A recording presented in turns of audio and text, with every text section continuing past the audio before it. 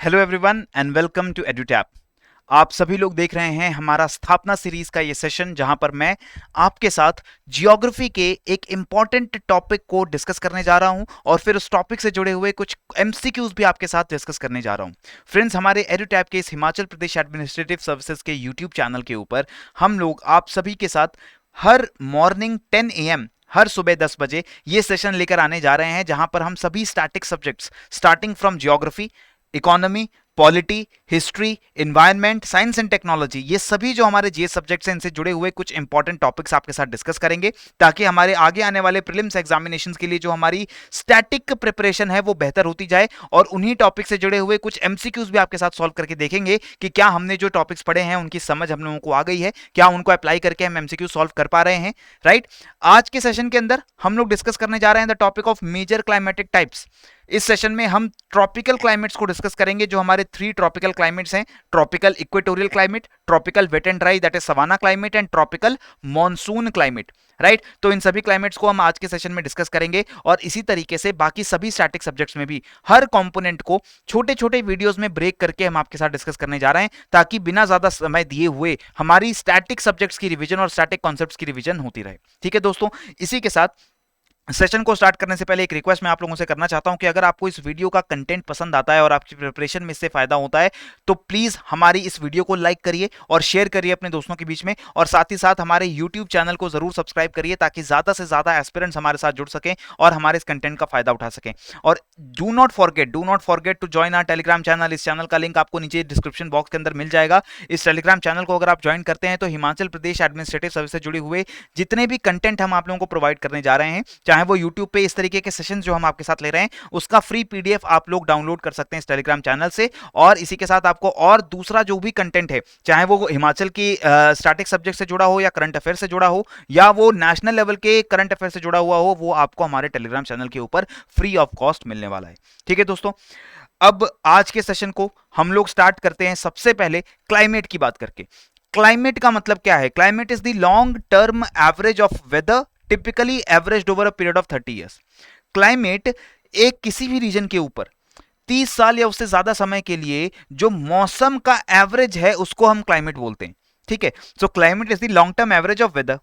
अब वेदर क्या होता है? वेदर, जब भी मैं आपसे बोलूं या आप किसी से भी पूछते हो कि मौसम कैसा है, मौसम कहाँ क्या उस जगह पे कैसा है या किस तरीके का है, तो हम क्या जवाब देते हैं? हम लोग बताते हैं टेम्परेचर के बारे में, हम लोग बताते हैं रेनफॉल के बारे में, हम लोग बताते हैं एटमॉस्फेरिक ह्यूमिडिटी के बारे में कि ह्यूमिडिटी कितनी है, तापमान कितना है, वर्षा कितनी हो रही है या नहीं हो रही है। तो ये सारी चीजें बनाती हैं हमारा मौसम। और यही मौसम जब हम 30 साल या उससे ज्यादा समय के पीरियड के लिए जब उसको स्टडी करते हैं, तब हमें पता लगता है कि उस रीजन का क्लाइमेट कैसा है।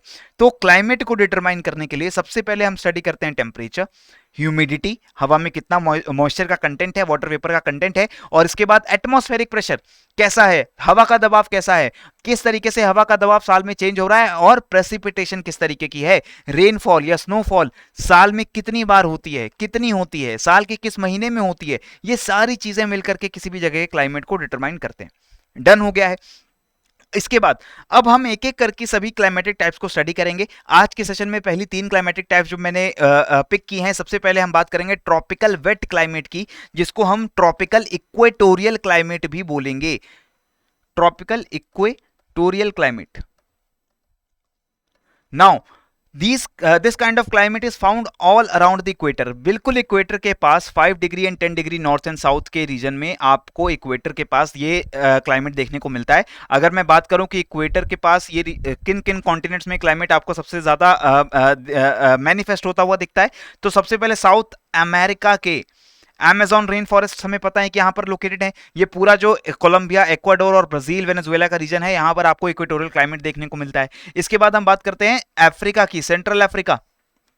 Central Africa also sees this kind of climate. And then south east Asia, थोड़ा सा श्रीलंका का हिस्सा, Indonesia, Malaysia, Philippines, Papua New Guinea, and थोड़ा सा जो हमारा साउथ ईस्ट एशिया का थाईलैंड का रीजन है, यहाँ पर भी आपको ट्रॉपिकल इक्वेटोरियल क्लाइमेट देखने को मिलता है। Right, so low lands of Amazon, Congo that is in Africa, Malaysia and East Indies are the region where this kind of climate is found। और इस क्लाइमेट की खास बात क्या है, कैसे पहचानते हैं हम इस क्लाइमेट को?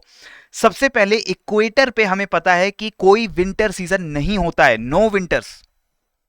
In fact there are no distinct seasons as well. Equatorial climate में कोई अलग अलग मौसम हमें देखने को नहीं मिलते हैं। जैसे हम इंडिया में देखते हैं कि हमें पता है कि साल के किस महीने में कैसा मौसम होने वाला है, तो उसके हिसाब से हमें पता चल जाता है कि उस साल के किस महीने में टेम्परेचर कैसा होगा, वहां पर ह्यूमिडिटी कैसी होगी, रेनफॉल कितनी हो सकती है। ये सारी चीजें अगर हम इक्वेटोरियल क्लाइमेट की बारे में बात करें, all through out the year 12 months एक ही तरीके का मौसम रहता है। कैसा मौसम है? High temperature and high humidity. Temperature पूरे साल हर दिन 24 से 27 डिग्री सेल्सियस के आसपास रहते हैं। ये टेम्परेचर कभी भी आपका 20 डिग्री सेल्सियस से नीचे नहीं जाता है इक्वेटर के पास, क्योंकि हम बिल्कुल इक्वेटर पे हैं और सन की डायरेक्ट सनलाइट हमारे ऊपर पड़ रही है। ठीक है, इसके साथ ही प्रेसिपिटेशन हैवी है। Above 250 centimetre of annual precipitation हमें पूरे इक्वेटोरियल क्लाइमेट पे देखने को मिल सकती है। जितना आप वाटर बॉडी के क्लोज होंगे, जैसे कि जो कोस्टल एरियाज है वहां पर ज्यादा होगी, लेकिन जैसे अगर आप कॉन्टिनेंट्स के बीच में चले जाते हैं, ओशन से दूर चले जाते हैं, तो थोड़ी सी कम हो जाएगी। लेकिन फिर भी पूरे इक्वेटोरियल क्लाइमेट में पूरे साल बारिश जो होती है, हैवी रेनफॉल होती है और वो वेल डिस्ट्रीब्यूटेड होती है। यानी कि जनवरी हो या दिसंबर हो, किसी भी महीने में लगभग बराबर रेनफॉल होती है। कोई ऐसा साल का समय नहीं है, कोई ऐसा टाइम पीरियड नहीं है जब रेनफॉल बहुत कम हो जाए और हम बोलेंगे कि ये ड्राई सीजन है। कोई सीजन अलग सा हमें देखने को इक्वेटोरियल क्लाइमेट में नहीं मिलता है, आप ध्यान रखिएगा। पूरे साल रेनफॉल हो रही है, यूनिफॉर्मली डिस्ट्रीब्यूटेड है और इसी के साथ पूरे साल हाई टेम्परेचर है। ठीक है, इसके बाद थर्ड कंडीशन जो आपको पता होनी चाहिए वो ये है कि रेंज ऑफ टेम्परेचर बहुत स्मॉल होता है इक्वेटोरियल क्लाइमेट में। चाहे हम रात और दिन के टेम्परेचर डिफरेंस की बात करें या पूरे साल में जो मैक्सिमम और जो मिनिमम टेम्परेचर रिकॉर्ड किया उसके डिफरेंस की बात करें, तो वो बहुत ज्यादा नहीं होगा इक्वेटोरियल क्लाइमेट में, क्योंकि जैसा मैंने आपको बताया टेम्परेचर लगभग बराबर रहता है पूरे साल और हर time in equatorial climatic regions में। ठीक है, कैसी वेजिटेशन हमें यहाँ पर देखने को मिलेगी? तो हमें यहाँ पर ट्रॉपिकल रेन फॉरेस्ट देखने को मिलते हैं, चाहे वो अमेजॉन रेन फॉरेस्ट हो, सेंट्रल अफ्रीकन कॉन्गो के रेन फॉरेस्ट हो, या फिर हमारे south east Asia, Indonesia, Malaysia के रेन फॉरेस्ट हो। ये सभी रेन फॉरेस्ट, इनको हम लग्जूरियंट वेजिटेशन के साथ देखते हैं। ठीक है, बहुत डेंस रेन फॉरेस्ट है, बहुत अच्छी बायोडाइवर्सिटी है यहाँ पर, और इसी के साथ ये जो रेन फॉरेस्ट है इन पे डिफॉरेस्टेशन का खतरा भी मंडरा रहा है। हम जानते हैं कि चाहे वो सेंट्रल अमेरिका हो, चाहे ब्राजील हो, मलेशिया या इंडोनेशिया हो, ऑयल पाम के प्लांटेशंस के लिए, शुगर केन प्लांटेशंस के लिए, कोको बटर इनके कोको के प्लांटेशंस के लिए, रबड़ के प्लांटेशंस के लिए, किसी भी अलग अलग तरीके की जो प्लांटेशन क्रॉप्स हैं इनको ग्रो करने के लिए हम रेन फॉरेस्ट को कट कर रहे हैं और इससे हमारे एनवायरमेंट का और प्लैनेट का बहुत नुकसान हो रहा है। और सबसे बड़ी बात यह भी आपको समझना होगा, क्योंकि इक्वेटोरियल क्लाइमेट में हाई टेम्परेचर, हाई रेनफॉल पूरे साल रहती है, तो सॉइल की फर्टिलिटी जो है यहां पर बहुत ज्यादा नहीं रहती, सॉइल में न्यूट्रिएंट बहुत ज्यादा नहीं रहते। और अगर आप सॉइल के ऊपर से रेन फॉरेस्ट हटा देंगे, कट कर देंगे, तो दोबारा ग्रो होने में इस रेन फॉरेस्ट को बहुत ज्यादा समय लगता है, जो कि अपने आप में एक एनवायरमेंट के लिए बहुत अच्छी चीज नहीं है। ठीक है, तो आप ये भी ध्यान रखेंगे कि soil in equatorial regions is not very fertile, but vegetation in equatorial regions is very very luxuriant, क्योंकि यहां पर प्रोडक्टिविटी जो है वो सबसे ज्यादा होती है। ठीक है, आगे बढ़ते हैं, बात करते हैं next type of climate, that is savanna kind of climate, tropical savanna climate. इसको हम ट्रॉपिकल सूडान टाइप क्लाइमेट भी कह सकते हैं। ठीक है, ट्रॉपिकल सूडान टाइप क्लाइमेट, ये जो हमारा क्लाइमेट है 5 डिग्री टू 20 डिग्री लैटिट्यूड में हमें देखने को मिलेगा दोनों हेमिस्फीयर्स के अंदर। ये क्लाइमेट ज्यादा मैनिफेस्ट होता है वेनेजुएला और होंडुरास और सेंट्रल अमेरिका के रीजन्स में। Brazilian highlands, Amazon rain forest, आपका ये अमेजॉन रेन फॉरेस्ट है। ठीक है, ये जो मेरी डैश्ड लाइंस हैं, लेकिन ये जो ब्लू कलर आपको देखने को मिल रहा है, this is your compose grassland which is experiencing savanna kind of climate. Similarly, north में जो आपको देखने को मिल रहा है, this is Llanos grasslands, which is again a kind of savanna grassland. Similarly, Africa में पूरा अपना वेस्टर्न अफ्रीका से लेकर के पूरे अफ्रीका की कोस्टल लाइन तक आपको सवाना ग्रासलैंड्स देखने को मिलते हैं, जिन्हें हम सवाना नाम दे रहे हैं। राइट और ये जो पूरे ग्रासलैंड्स हैं, इनके बीच में भी आप देखोगे कि यहां पर हमारा कॉन्गो का रेन फॉरेस्ट होता है। So these kinds of climates they often exist at the boundary of equatorial और मॉनसून क्लाइमेट। जहां पर आपका इक्वेटोरियल क्लाइमेट है, जहां पर आपका रेन फॉरेस्ट है, उसके फ्रिंजेस पे धीरे धीरे ये आपका सवाना क्लाइमेट हमें देखने को मिलता है।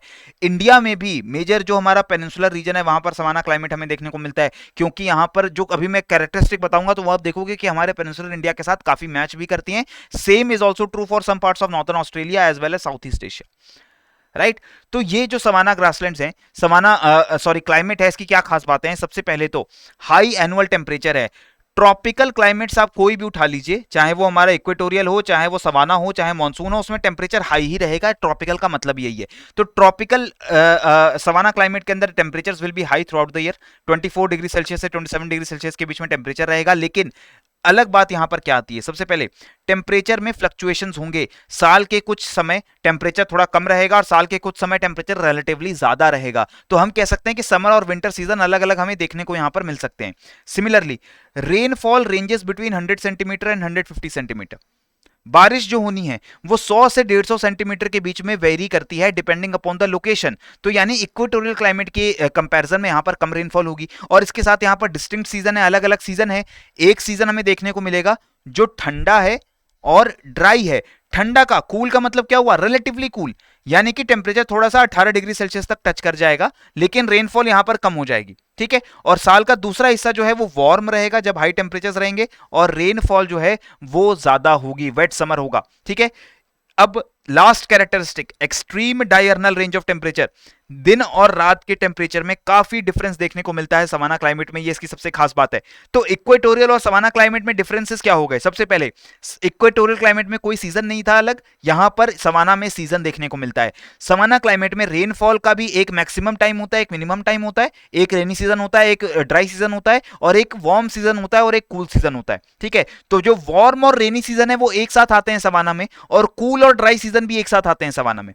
डन हो चुका है। इसके बाद रेनफॉल कम होती है इक्वेटोरियल क्लाइमेट के मुकाबले, और दूसरा कि इक्वेटोरियल क्लाइमेट में टेम्परेचर में डिफरेंस ज्यादा नहीं आता था, रेंज ऑफ टेम्परेचर बहुत कम था दिन रात के बीच में भी और पूरे साल में भी। लेकिन सवाना में ये जो टेम्परेचर डिफरेंस है दिन रात के बीच में बहुत ज्यादा डिफरेंस हो जाता है। दिन को काफी गर्मी और रात को जो है टेम्परेचर काफी नीचे चला जाता है।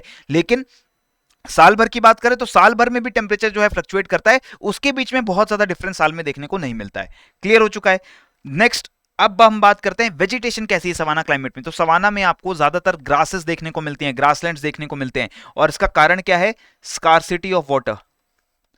क्योंकि हमें पता है सवाना में इतनी रेनफॉल नहीं हो रही है जितनी इक्वेटोरियल क्लाइमेट में होती है, और टेम्परेचर लगभग उतना ही है जितना इक्वेटोरियल क्लाइमेट में होता है, जिसके कारण क्या होता है कि इवेपोरेशन हाई होगा और वाटर की स्कार्सिटी हो सकती है, जिसके कारण ग्रासेस ज्यादा देखने को मिलेंगे और ट्रीज बहुत कम देखने को मिलते हैं। और अगर ट्रीज हैं भी तो वो शॉर्ट ट्रीज होते हैं, बहुत लंबे ट्रीज नहीं होते हैं। ठीक है।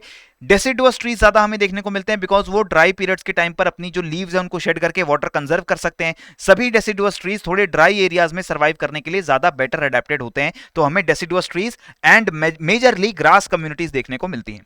इसके बाद जहां पर जो इकोनॉमी है तो वो आपको समझना होगा कि इस रीजन में जहां पर सवाना क्लाइमेट है, ज्यादातर जो कम्युनिटीज ट्रेडिशनल रह रही हैं वो प्रैक्टिस करती हैं या तो एनिमल हस्बेंड्री और सेटल्ड एग्रीकल्चर। मेजरली जो हमारी कम्युनिटीज हैं वो एनिमल हस्बेंड्री प्रैक्टिस करती हैं, पेस्टोरलिस्ट हैं जो कि कैटल के सहारे जो है वो अपनी लाइफ को गुजारा करते हैं। और सवाना ग्रासलैंड में ऐसा करना ज्यादा फिजिबल इसलिए है क्योंकि यहाँ पे ग्रासेस ज्यादा देखने को मिलती हैं, और उन ग्रासेस से ये जो हमारे कैटल हैं, चाहे वो काउज हो, बफलोज हो, गोट्स हो, शीप हो, उनका सर्वाइवल जो है ईजी होता है। राइट। एग्रीकल्चर उतना प्रॉफिटेबल नहीं है सवाना क्लाइमेट में क्योंकि यहाँ पे रेनफॉल की जो क्वांटिटी है वो उतनी ज्यादा नहीं होती है। ठीक है। रेनफॉल बहुत ज्यादा यहाँ पे नहीं हो रही है, that is why agriculture is not that popular और नॉट दैट प्रॉफिटेबल। आगे बढ़े, लास्ट हम मॉनसून क्लाइमेट की बात करते हैं। मॉनसून क्लाइमेट भी हमारा 5 to 30 डिग्री नॉर्थ और साउथ लैटिट्यूड्स के बीच में हमें देखने को मिलता है। आपको बस इतना समझना होगा कि ये जो हमारे सवाना और मॉनसून क्लाइमेट्स हैं इनके बीच का डिफरेंस क्या है, कि monsoon climate is mostly scene on the eastern side of the continents. इस साइड भी आपका ये जो ईस्टर्न साइड है यहां पर आपको देखने को मिलेगा आपका मॉनसून क्लाइमेट। तो ये monsoon and savanna kinds of climate, ये बोथ काइंड ऑफ क्लाइमेट ये काफी एक जैसे रीजन्स में देखने को मिलते हैं, तो इसमें कंफ्यूजन का काफी स्कोप हो सकता है। राइट। इसके साथ आपको ये भी पता होना चाहिए, चाहे वो सेंट्रल अमेरिका हो, साउथ अमेरिका हो, अफ्रीका हो सेंट्रल, या फिर इंडिया का southern part and south east Asia, ये पूरा रीजन जो है वो मॉनसून रेनफॉल, मॉनसून क्लाइमेट को एक्सपीरियंस करता है। तो मॉनसून और सवाना में बहुत ही कम डिफरेंसेस हमें देखने को मिलेंगे। इनको डिफरेंशिएट करना बहुत मुश्किल होता है, तो बहुत ध्यान से इसकी कैरेक्टरिस्टिक आपको समझनी पड़ेगी। सबसे पहले हाई एनुअल टेम्परेचर जैसा सवाना में था, रेनफॉल अराउंड 150 सेंटीमीटर, बस इतना आप ध्यान रखिए। Rainfall in monsoon is more than savanna climate. Rainfall यहां थोड़ी ज्यादा होती है। ठीक है। इसके साथ सीजन्स हैं यहां पर, डिस्टिंक्ट सीजन है जैसे सवाना में थे, और ड्राई जब सीजन आएगा तब वहां पर कोल्ड सीजन होगा, और जब वार्म सीजन आएगा तो वो वेट सीजन होगा। यानी कि समर्स में ज्यादा रेनफॉल होगी और विंटर्स में ज्यादा रेनफॉल नहीं होगी, ड्राई सीजन होगा, जैसा कि इंडिया में हमें देखने को मिलता है। मेजॉरिटी इंडिया में समर सीजन के बाद रेनफॉल होती है, और विंटर्स जब आते हैं तो जो रेनफॉल है वो बिल्कुल कम हो जाती है। तो ये आपको समझना होगा, dry and cold season and wet summers हमें देखने को मिलेंगे, winters are dry and summers are wet, right. इसके साथ ही लार्ज वेरिएशन होती है रेनफॉल डिस्ट्रीब्यूशन में, समय के हिसाब से, जगह के हिसाब से रेनफॉल जो है वो एक जैसी नहीं होती है, उसमें काफी डिफरेंसेस हैं, और एक्सट्रीम रेंज ऑफ टेम्परेचर भी हमें मानसून क्लाइमेट के अंदर देखने को मिलता है, ठीक है। इसके साथ ही मानसून क्लाइमेट की सबसे खास बात यह भी है कि यहां पर जो वेजिटेशन मिलती है that is quite not that luxurious और not that dense as tropical rain forest, और यहां पर ह्यूमंस का सर्वाइवल और एग्रीकल्चर करना काफी फिजिबल है। यहां भी हमें डेसिडुअस टाइप ऑफ वेजिटेशन सबसे कॉमन देखने को मिलती है, और इस रीजन में एग्रीकल्चर सबसे ज्यादा हमारा प्रॉफिटेबल हो रहा है। हाई पॉपुलेशन डेंसिटी हमें देखने को मिलती है, सब्सिस्टेंस फार्मिंग होती है, यहां पर इंटेंसिव कल्टीवेशन होता है, शिफ्टिंग कल्टीवेशन यहां पर लोग प्रैक्टिस करते हैं, क्योंकि यहां पर हमें पता है रेनफॉल साल के किस हिस्से में आएगी और कितनी रेनफॉल आएगी इसका भी अंदाजा होता है, इसलिए एग्रीकल्चर को हम लोग प्लान कर सकते हैं और अपना एग्रीकल्चरल यील्ड जो है, एग्रीकल्चरल प्रोड्यूस जो है वो ज्यादा ग्रो कर सकते हैं, राइट।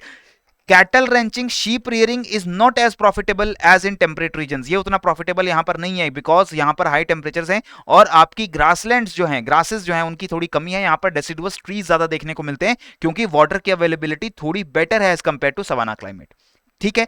तो ये तीनों ट्रॉपिकल क्लाइमेट्स के बारे में जो हमने डिस्कशन किया, अब इसको यूज करते हुए आइए कुछ एमसीक्यूज को सॉल्व करते हैं। सबसे पहले, which of the following is a characteristic feature of equatorial climate?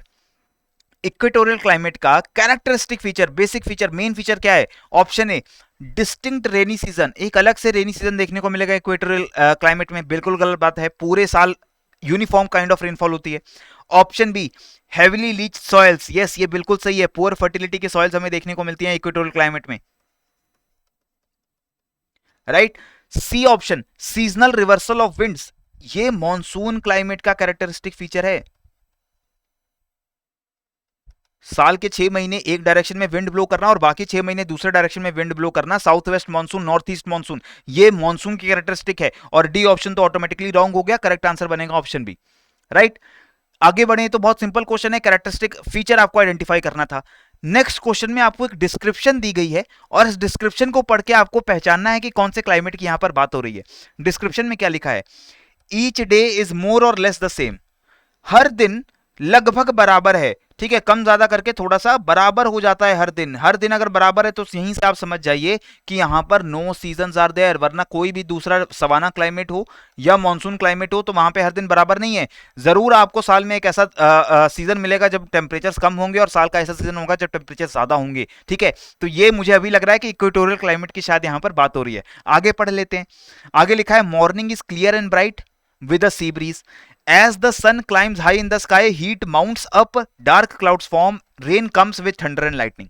कि सुबह जब होती है तो बिल्कुल साफ आसमान होता है, ज्यादा अच्छी सनलाइट होती है, ब्राइट होता है और ठंडी ठंडी सी ब्रीज चल रही होती है, लेकिन दोपहर आते आते हीट बहुत ज्यादा बढ़ जाती है और उसके बाद डार्क क्लाउड्स फॉर्म करते हैं, यानी कि जो बरसात वाले क्लाउड्स हैं, स्टॉर्म वाले क्लाउड्स हैं, थंडर स्टॉर्म वाले क्लाउड्स हैं, वो फॉर्म करते हैं और फिर रेन आती है लाइटनिंग के साथ और थंडर के साथ, यानी कि थंडर स्टॉर्म आ रहे हैं और इसी के साथ रेन जल्दी खत्म हो जाती है। रेन जो आ रही है वो जितनी जल्दी आई थी उतनी जल्दी खत्म हो गई और ये हर दिन की कहानी है, यानी हर दिन लगभग एक जैसा है। सुबह ब्राइट रहेगी, दोपहर में गर्मी बहुत बढ़ जाएगी, शाम को बारिश हो जाएगी और फिर रात को दोबारा सब क्लियर हो जाएगा।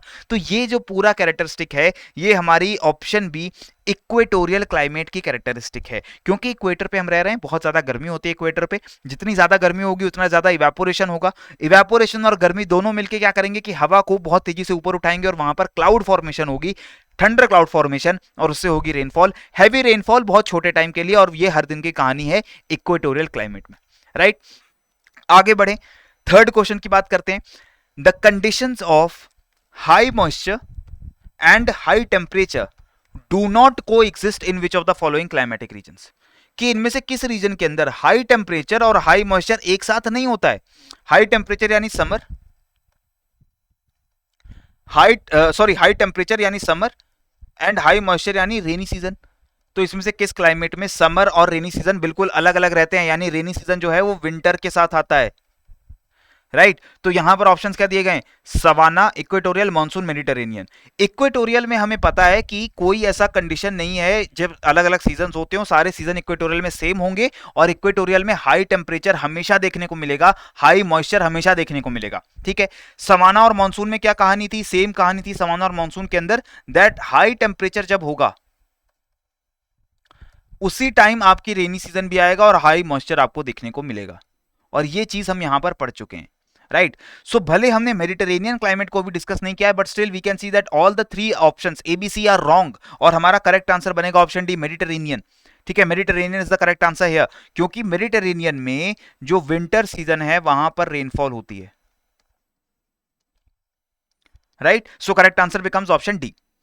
फोर्थ क्वेश्चन की बात करें, which of the following regions do not exhibit the monsoon type of climate. Monsoon type of climate कौन सा इसमें से रीजन नहीं दिखाएगा, बहुत ध्यान से आंसर करेंगे हम।